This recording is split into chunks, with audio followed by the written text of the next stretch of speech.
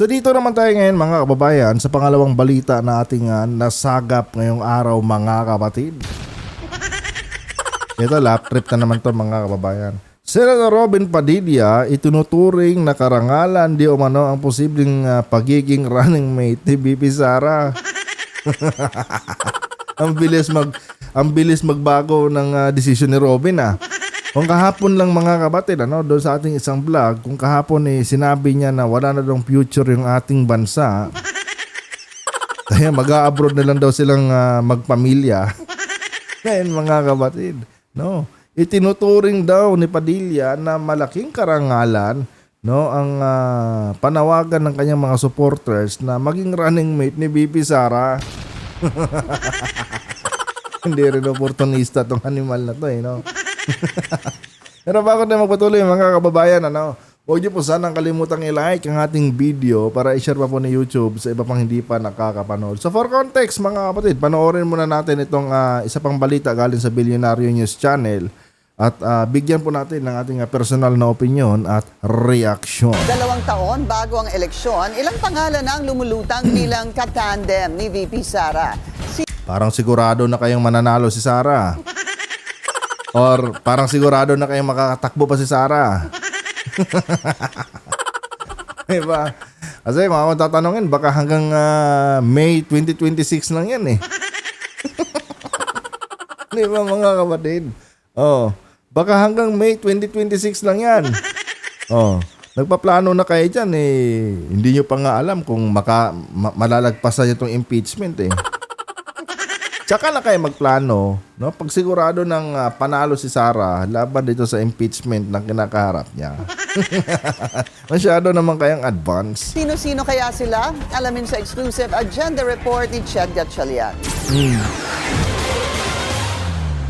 Nagpapasalamat sa Senador Robin Padilla sa mga supporter na nagtutulak sa kanya bilang running mate ni VP Sara sa 2028 elections. Sa eksklusibong panayam ng Billionaire News Channel, sinabi ng senador na malaking karangalan na maging katambala ng isang Duterte. Tingin niya, kaya pang higitan ni VP Sara ang katangiang maglingkod ng ama nitong si dating Pangulong Rodrigo Duterte. Sabi ni Padilla mga kapatid, pwede daw higitan pa, pwede pa daw higitan ni Sara yung mga achievement noon ni former President Duterte. Ano yon? Tukhang.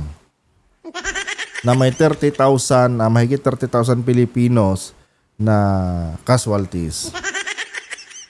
Pangalawa mga kababayan, yung gentleman's agreement na ginawa ni Duterte. Diba? Yun, isa yon. Pangatlo mga kapatid, yung pandemic. Yung lockdown. Kung sa panahon ni Duterte mga kababayan, inabot lang tayo ng taon. Baka pag si Sara Duterte mga kapatid, ang naupo? Buong 6 years na. 5, ang pera sa Department of Health. Kung si Digong mga kababayan, meron pong pinagurgor na 30,000 Pilipinos noong kapanahunan niya, noong panahon ng tukhang. Baka pag si Sara Duterte mga kapatid, magiging kuwan na yan, 60,000. Ito bang malupit mga kababayan. Kung noong panahon ni Duterte, gentleman's agreement lang yung nagawa niya with China. Baka pag nanalo si Sara mga kapatid, yung buong isla ng Pilipinas mapupunta na sa China.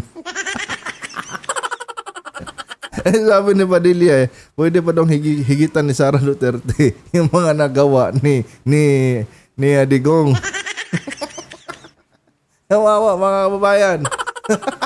Kawawa ang Pilipinas mga kapatid. Kaya galingan talaga, dapat talagang galingan ng ating mga mambabatas, na ma-impeach itong si Sara sa darating na impeachment. Kasi delikado mga kapatid. Pag yan si Sara nakalusot, at nakatakbo sa 2028, wala na. yung Pilipinas mga kapatid, magiging probinsya na talaga tayo ng China niyan. Ay, nako tuloy. Dan ni VP Sara ang katangiang maglingkod ng ama nitong si dating Pangulong Rodrigo Duterte. Pero sabi rin ni Padilla, may iba pa raw na posibleng kandidato ang mas karapat dapat maging Vice President para sa kanya. Oh, pa-humble din. Ma-humble din ang animal. No? Gusto din yata niyang pilitin din siya eh. Di ba? Nako, Robin. Maawa ka naman, ano? Maawa ka naman sa sarili mo. Sige nga, tingnan natin mga kapatid kung sino tong mga i-endorso niya. Nakita ko na si Aimee. May iba pa raw na posibleng kandidato ang mas karapat dapat maging Vice President para sa kanya. Sino? Tulad din ng Senador Amy Marcos, Wala na. Wala na mga kapatid. No, si Sara ang presidente, si Aimee yung vice presidente. Pusoy. Hala mga kababayan, kawawa talagang Pilipinas ito. Ay nako, Diyos ko Robin. No, nandamay pa talaga kayo. Matalsiking lamay kung visit.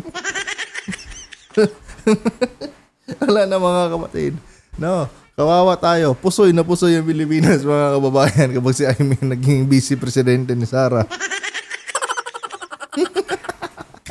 Alan Cayetano, Oh, isa pa to. para sa kanya. Tulad din ng Senador Amy Marcos, Alan Cayetano, Putang ina ng mga tuition niya. Wala na mga kapatid. No, kawawa na talaga tayo. Nagbigay ka nga ng pagpipilian. Ano naman mga basura. Putang ina. Bongo, Oh, isa pa to. tulad din ng Senador Amy Marcos, Alan Cayetano, Bongo, Putang ina. Oh, Diyos ko, Robin. Por santo kang animal ka. Bungo. Wala na mga kababayan. Wala na talaga. Ito ba? Bato de la Rosa,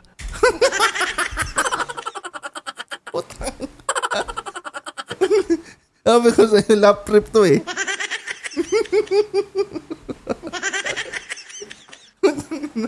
Kung sa Baraha pa ito mga kapatid, ano, sunog. Kung sa Tong 8 pa ito, puro sunog. Nanginang utang ina mga pagpipilian yan. Visit.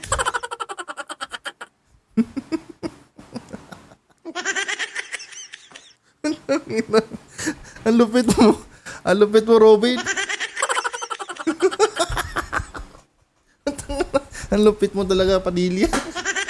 Tangina, lap trip si gago. Sakit ang ulo ko, visit ng animal na to. posibleng kandidato ang mas karapat dapat maging Vice President para sa kanya. Tulad din ng Senador Amy Marcos, Alan Cayetano, Bongo, Bato de la Rosa, at Rodante Marcoleta. Tangina, may pang-ending pa pala si gago.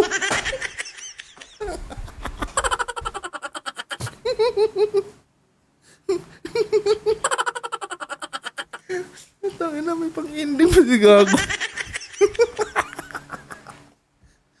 Tangina, Ruben to. Visit. O tangina mga kapatid, nagbigay ng pagpipilian eh, no? Wala na mga kababayan, no? Kawawa Pilipinas. Wala na mga kapatid, no? Sabi ni Robin, sabi ni Robin Padilla mga kababayan, doon sa nakaraang vlog natin, lalayas na lang daw sila ng pamilya niya, no, papuntang ibang bansa. Wala na daw future ang Pilipinas under sa Marcos administration. Putang ina. Mga kapatid, pag ito yung mga mukha natatakbo. Di ba? Pag ito yung mga tatakbo mga kababayan, mas lalong wala ng future ang Pilipinas. Ay, nako. Diyos ko, Robin. Saan mo ba kinuha yung, yung katarantaduhan mong yan? Diyos ko po. Pero para sa isang political analyst, Mm. si Padilla raw ang pinaka-viable na katandem ni VP Sara sa 2028 elections. Ito pa. Sino ba itong analyst ito, mga kapatid? Oh. Analyst, Padilla, strongest tandem ni VP Sara. Matangin na. Alam niyo mga kapatid, yung mga ganitong sinasabi ng mga analyst. Di ba? Ito mga babayan, literal na walang utak din to. Sakit ang ulo ko ng visit. Oh, literal ito na walang utak. Kasi nga mga kapatid, yung mga mag-i-endorso, yung mga magbibigay ng mga ganitong opinion kay Padilla, no? Wala lang utak mga babayan. No? Walang utak lang po mga kapatid. No, ang ipipraise pa ang politiko na tulad ni Padilla. O ito, analyst daw to mga kababayan. Tayo, wala naman tayong pinagmamayabang. Isang ordinaryong vlogger lang naman tayo. Pero kahit pa paano mga kapatid, alam naman natin kung paano pumili. Ito analyst. No, ano kaya natapos itong analyst na to? 'Di ba? Pero yung choice niya, mga kapatid, ito edukada. Edukada mga kapatid, yung choice niya. No, yung analyzation niya mga kapatid. No. Si Padilla daw ang pinaka strongest tandem, no, para kay BP Sara. Saan ka ba galing planeta, ma'am? Akala ko si Padilla lang yung wala sa tamang pag-iisip eh. Pero pati ikaw yata, madam. Nawaan na yata. We have not heard any corruption allegations. 2028 elections. We have not heard any corruption allegations against so far. She's fair. Paano makakapangurako si Padilla? Wala namang ibang ginawa yan sa loob ng 4 na taon niya. Puro lang naman himod sa puwet ni Duterte, himod sa puwet ni Sara, mukbang sa loob ng Senado. Alam niyo mga kapatid, si Padilla lang yata ang hindi kumita dyan sa mga senador. No? Kasi nga mga kababayan, masyado siyang masyado siyang loyal kay Duterte. Yan sila Bato, yan sila Bongo. Hindi natin alam kung magkano na rin yung mga nakickback dyan. Imposible kasi mga kapatid, wala yan silang mga nakikickback eh. Pero ito si Padilla, sa tingin ko mga kababayan, ito lang yata.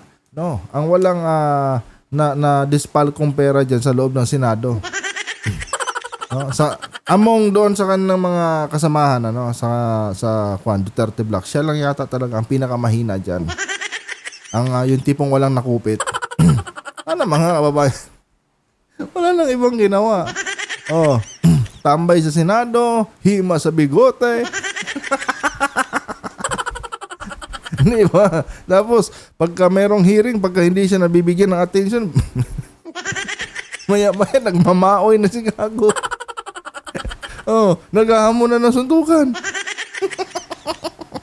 Di ba? Yan lang nagagawa ni Padilla eh. Kaya, ako, naniniwala ako, no? Kahit pa paano, sabihin lang natin na 90% or 95% naniniwala ako na walang nakurap yung si Padilla. Wala din naman siyang nagawa. Fairly new in the political game. He is popular all over the country. So yan lang yung basihan mo, madam. Diba? Ito mga kapatid, professor yan, Department of Political Science ng UP Diliman. Yung analysis niya mga kapatid, no, or yung prediction niya, no, para sa kanya daw, si Robin Padilla daw ang pinaka-ideal na pwedeng tumakbong Vice President ni Sara Duterte. Dahil si Padilla lang daw, no, ang walang bahid ng korupsyon. At pinakabago daw sa liga mga kapatid ng mga politiko. So yun lang yun. Yun lang ang basis ni Madam kung bakit sinabi niyang si Padilla ang karapat-dapat na magiging VP ni Sara. Kamustahin naman natin, madam. Pag-usapan naman natin yung achievement ni Senator Robin. Di ba? Dapat kasi kung magbibigay ka ng kung magbibigay ka ng suhestyon mo, lalo na't professor kayo, professor kayong naturingan, dapat hindi lang yung mga generic na mga basis yung ibigay mo. Dapat magbigay ka rin ng alam mo yun, yung malalim talaga na dahilan kung bakit karapat-dapat itong taong to. 'Di ba? Hindi yung dahil lang sa wala siyang bahid ng corruption. Marami naman mga politician ngayon na walang kinurap din eh. Ay, mga mahihina ang loob ng mga klaseng politician, marami. I mean, hindi na bago yung katulad ni Senator Robin na hindi corrupt. Hindi na bago 'yan, no? Hindi na bago yung mga ganyang Dapat talaga mga kapatid, pagka pipili tayo ng iuupo natin na na leader, tingnan muna natin yung achievement. Ngayon, ma'am, ang tanong ko sa iyo, anong mga achievement ni Senator Robin yung nakita mo? Or may naramdaman ka ba na ginawa si Senator Robin na kung saan sa tingin mo nag-isa ka or isa yung mga kamag-anak mo sa nag-benefits? Di ba? Alam niyo, kung ako lang, mga kapatid, kung usaping vice presidente lang, mga kababayan, no? Si Senator Risa Hontiveros, mga kapatid, ang number 1 choice ko. Si Senator Risa Hontiveros, mga kababayan, ang isa sa pwede kong i-suggest, no? Dahil si Senator Risa Hontiveros, mga kapatid, marami na po siyang napatunayan. 'Di ba? Marami na po siyang napatunayan, mga kababayan. Wait lang Punta tayo dito sa Facebook. Facebook. Ito, mga kapatid, Senator Risa.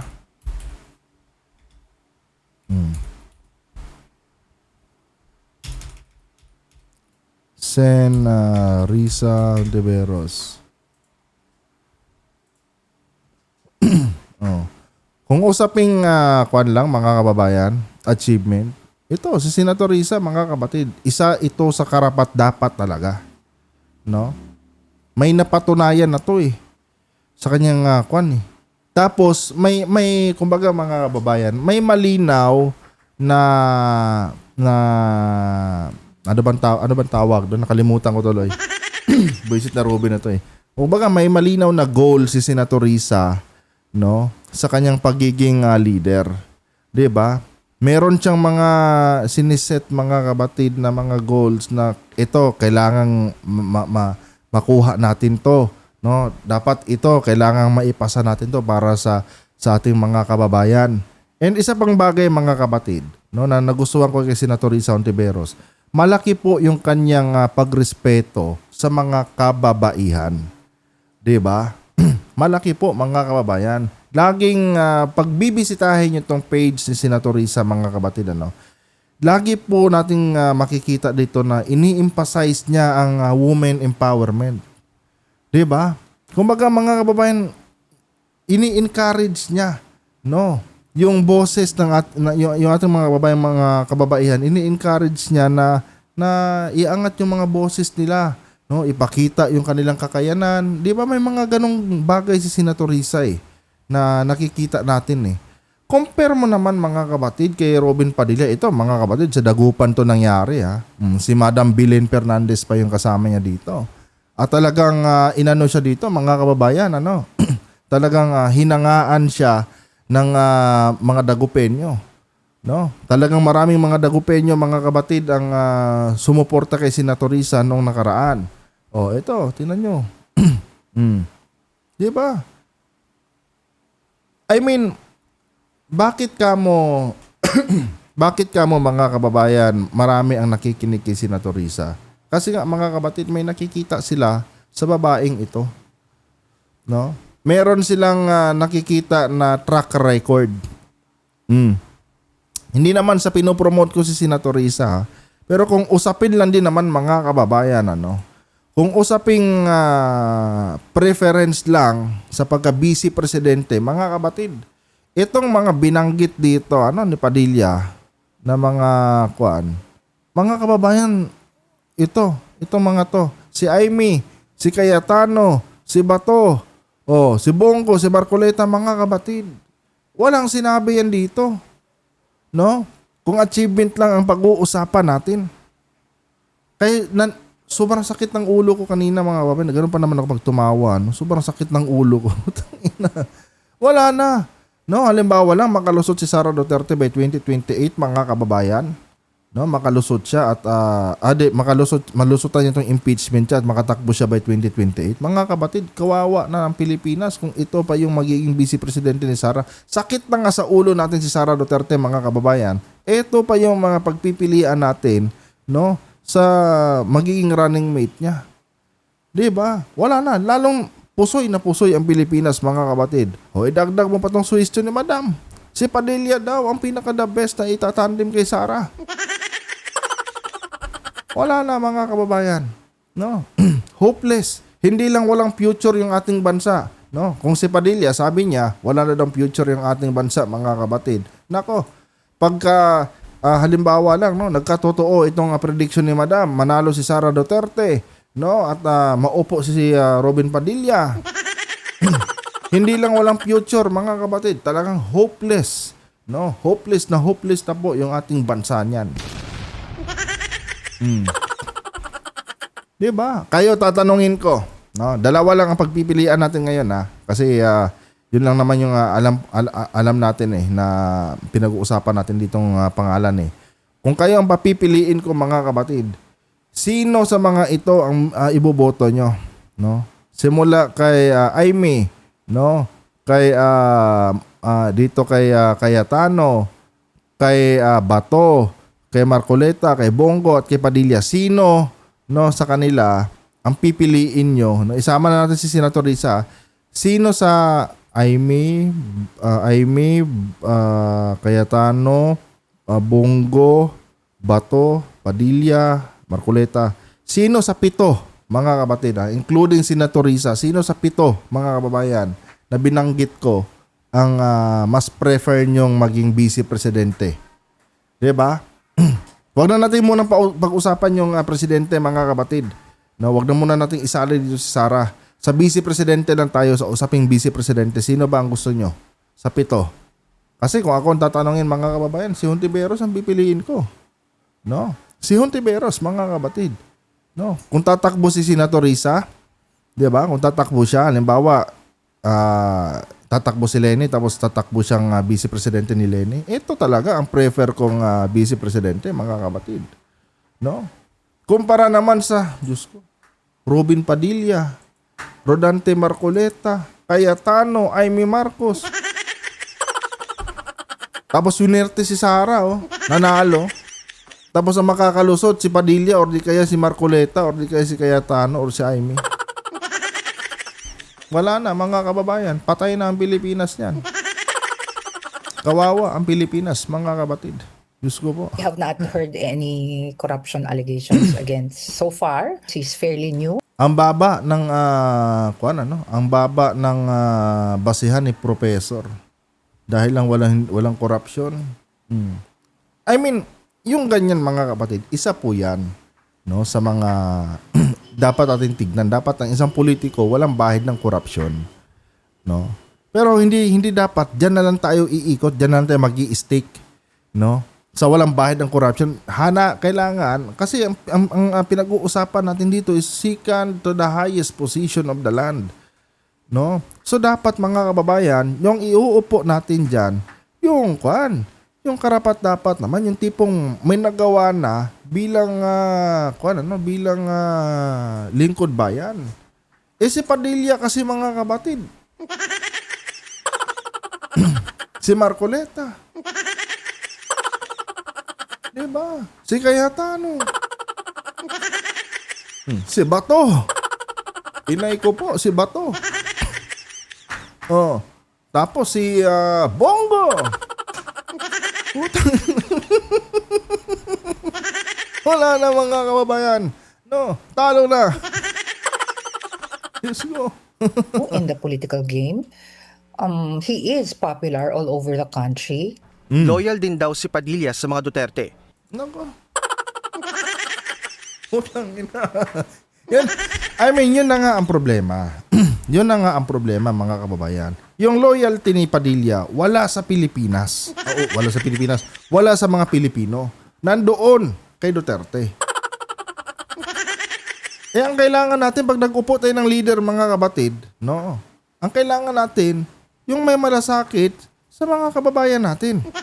Yung may malasakit sa atin, hindi yung may loyalty lang siya sa iisang politiko o iisang pangalan sa politika. That is not a good sign of leadership, mga kababayan. No. Ano? That is not a good sign of a good leader. English pa kasi. No? Kung ang isang tao yung loyalty lang niya, ang kanyang yung baka tulad to kay Robin, no? Kung ang isang politician, mga kababayan, is ang ini-emphasize lang niya is yung kanyang loyalty lang sa iisang tao, mga kabatid, wala na yan. Kiss agad yan, mga kababayan. Lalo na kung yung pinapakitaan niya ng kanyang katapatan is yung isang tao na mayroon pang mga krimen na ginawa, no, sa bansa natin. Wala na talaga yan. Awit, mga kapatid. Talo. Talon-talo tayo, mga kababayan. Diyos ko po. Tuloy. At dahil nahaharap ngayon sa impeachment si VP Sara, dapat malinis daw ang brand na magiging running mate nito. I think Dapat malinis daw ang brand na magiging running mate nito. Talaga ba? Kahit sabihin natin malinis, no, yung katandem ni Sara Duterte, hindi pa rin garantiya yan, no, na magiging maayos ang administrasyon ni Sara. Dahil si Sara mismo may problema na pagdating sa pera. Di ba? May problema na tayo kay Sara pagdating sa pera. At isang bagay pa dyan, mga kabatid, no, kapag si Sara Duterte, na halimbawa lang nanalo si Sara Duterte, mga kababayan, kapag siya po ang naupong presidente ng ating bansa, mga kabatid, asahan nyo na, no, magkakaroon po, mga kababayan, ng civil war dito sa loob ng ating bansa. Itagay yung sa bato yan, mga kabatid, magkakaroon po ng matinding kaguluhan sa ating bansa. Unang-una, mga kabatid, yang sila Sara Duterte, mga kababayan, no, wala nang ibang iniisip yan ngayon kundi puro paghihiganti. Paano siya magsisilbi sa ating bansa kung ang prioridad niya is maghiganti doon sa mga nang-api di umano sa kanilang pamilya? Oh. 'Di ba? Paano siya magiging effective niyan, mga kapatid? Isa pa, may mga sekta din na ayaw talaga sa kanya. Oh, may mga grupo ng mga Pilipino, political colors na ayaw sa kanya. Na ayaw din panigurado, hindi rin ito magpapasakop, no, sa kanyang mga pulisiya. So paano 'yan ngayon, mga kababayan? Oh. Anong garantiya, no, ang pwedeng ibigay ni Sara Duterte na magiging effective siya? Kung siya nga mismo, mga kabatid, no, ngayon pa lang, puro na paghihiganti yung nasa isip na. Wala na silang ibang inisip kundi paghihiganti. Tingnan nyo yung mga comment ng ng mga supporters si Sara Duterte sa Facebook, sa TikTok. Tingnan nyo. Marami akong nababasa na mag-antay lang kayo sa 2028. No, talagang mauubos kayo. May mga ganyan. Puro pagbabanta, mga kababayan. So dyan pa lang makikita na natin. Ngayon pa lang, mga kabatid, meron na silang naratibo ng paghihiganti. So paano yun magiging effective na leader? Diba? Isa yan sa mga bagay na sigurado ako, mga kabatid. No? Isa yan sa mga bagay na masasabi kong sure talaga no? Pag itong si Sara nakalusot, wala talagang katahimikan ang bansang Pilipinas, no? Talagang mauuwi ito sa kaguluhan, mga kababayan. Sara, dapat malinis daw ang brand na magiging running mate nito. I think would also be a disaster, mainly because they're both female. While of course we want more women in politics, marami pa ring macho na babae at lalaking butante. Tinawag din ni Franco na disaster kung si Chavit Singson naman ang itatambal kay VP Sara. Nako. Let's go, mga kapatid, ano? He is not known at the national level. That's why Tsaka manyakol yan si Singson. Immoral na klaseng tao yan. Oh, talagang wala. Bababa ang yung tinatawag ding values, mga kapatid, ng ating mga kabataan. Pagkayang ganyan ni Singson yung pero malabo yan eh. 'Di ba? Malabo manalo yung lintik na yan eh. secondly, he has also been accused of corruption Ano, accused. Corrupt talaga yan. all throughout his career as a politician. Ayon kay Franco, marami pa ang pwedeng mangyari bago ang 2028 elections. Tama ka dyan, madam. Talagang marami pang pwedeng mangyari. Hindi mo nga alam, madam, eh. Baka hanggang May lang yan si Sara eh. Sa wakas, may tama ka rin sinabi, madam. Ang hamon daw ngayon kay VP Sara, pumili ng vice presidential candidate na may bagong supporter base na may dadagdag sa kanya. Hindi, mali. Ang hamon ngayon kay BP Sara, harapin niya ang impeachment niya. Huwag ka masyadong atat, Sara. May impeachment ka pa. Unahin mo yung impeachment mo. Bago yung mga kung ano-ano mga agenda mo dyan. Para sa agenda, So yan na, mga kapatid. Hanggang dito lang yung video natin, mga kabayan. Nako. Mahaba-haba na naman to. Editing. Anyway guys, kung nagustuhan nyo po ang ating talakayan ngayon, huwag kalimutang i-like ang ating video para i-share pa po ng YouTube sa iba pang hindi pa nakakapanood. At i-like, sorry. Nawawala ako.